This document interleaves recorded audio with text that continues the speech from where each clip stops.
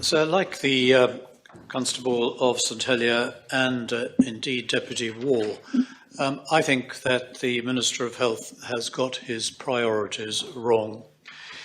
He has spoken about a compassionate approach to the subject, and no one can disagree with that.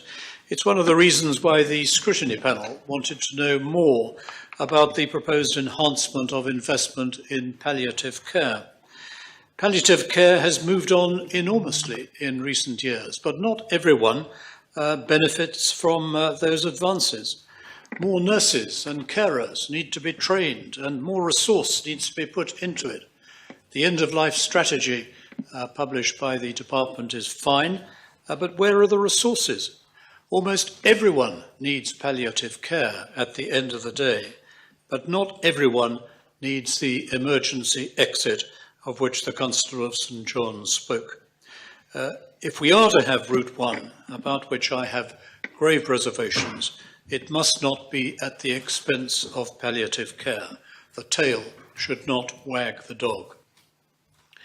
My reservations, sir, are partly ethical, but also centre on the nature of the process. Strangely, I can more easily accept the self-administration of a lethal concoction than I can the involvement of medics in administering the poison by injection. The latter seems to me to be difficult to reconcile with the notion of a profession dedicated to healing, as Deputy Barbara Ward indicated. For me, the significant aspect of the Route 1 proposal is not conferring a right to die, but the giving of a privilege to licensed medical people to bring the life of others to an end, or to kill people, to put it more bluntly. The privilege gives an immunity from prosecution for an action that would otherwise be homicide. Whether it is right or wrong to change the law in this way is a matter on which opinions obviously differ. But it is important to understand that we are talking about a legal privilege in that sense.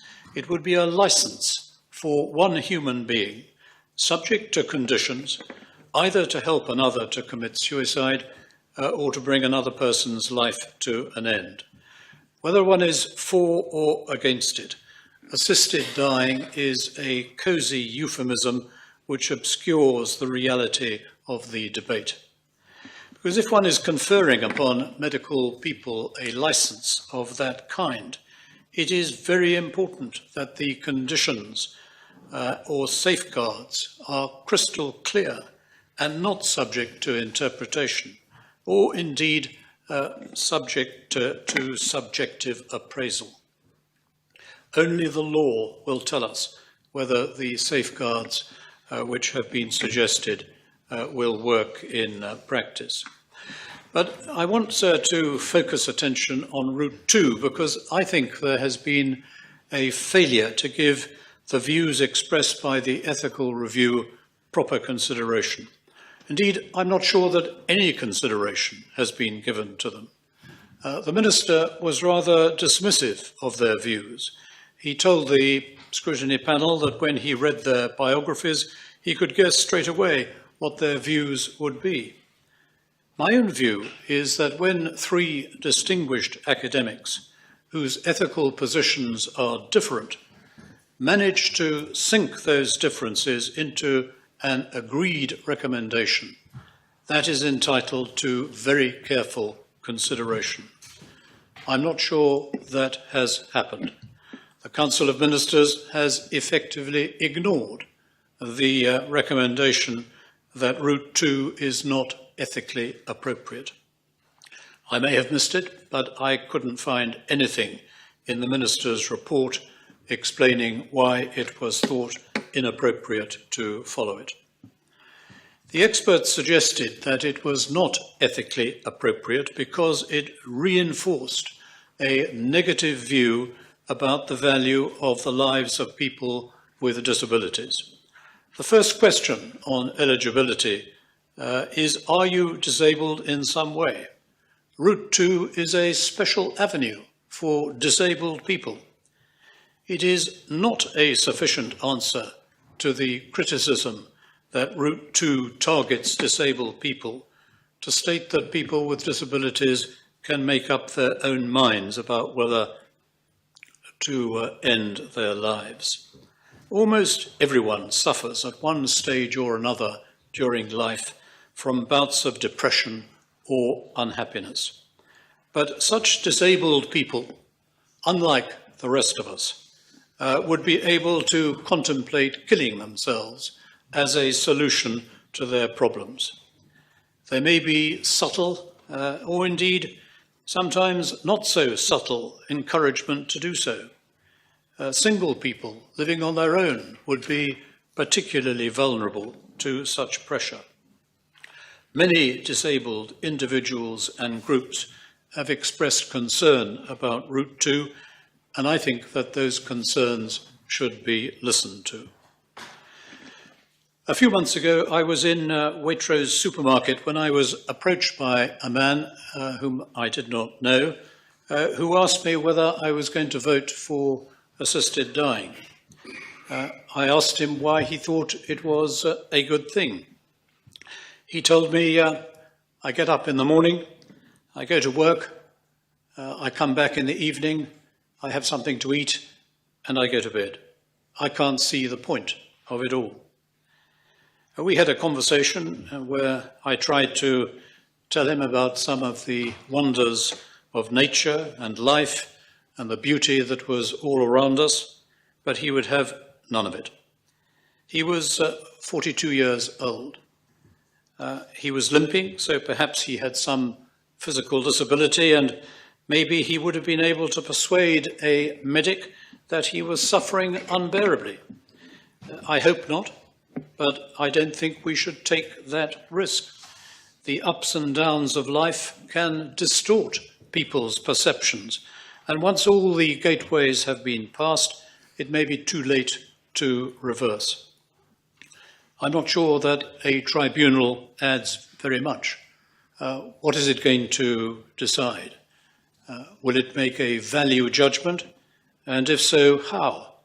Or is it going to do a tick box exercise to ensure that all the relevant tests have been passed? We simply don't know.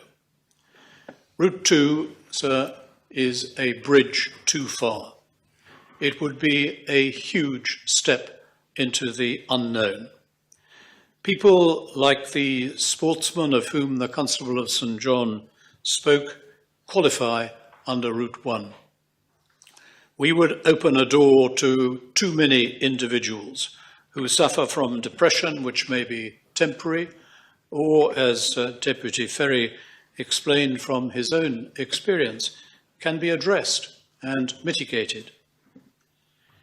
I think also that the Council of Ministers should have addressed more fully the issue of competence. It is true that, generally speaking, competence can and should be presumed. But a decision to take one's own life is surely different. Some mental issues are not obvious. Ministers say that we will have a special test of competence for assisted dying. But what is it? We don't know. And who will determine it? Will it be one of the two doctors who will carry out the assessments, and will they have the competence to make that decision? Doctors who volunteer to be part of the assisted dying service will, obviously, be in favour of assisted dying. How do we know that they will not take a simplistic approach that personal autonomy is what matters? The Minister's report contains at the end of the report contains a number of simple examples, but life, I fear, is not always that simple. Finally, I want to say that the outcome of this debate, or the next one, will define what kind of a society we are going to live in. I agree with the Minister of Health that I want to live in a caring and compassionate society. But a society which tells disabled people that their lives may not be as valuable as those of able-bodied people is not, in my view, a compassionate society. It would be a community which has elevated the concept of personal autonomy beyond its reasonable limits. It would be a community that does not care enough about vulnerable people.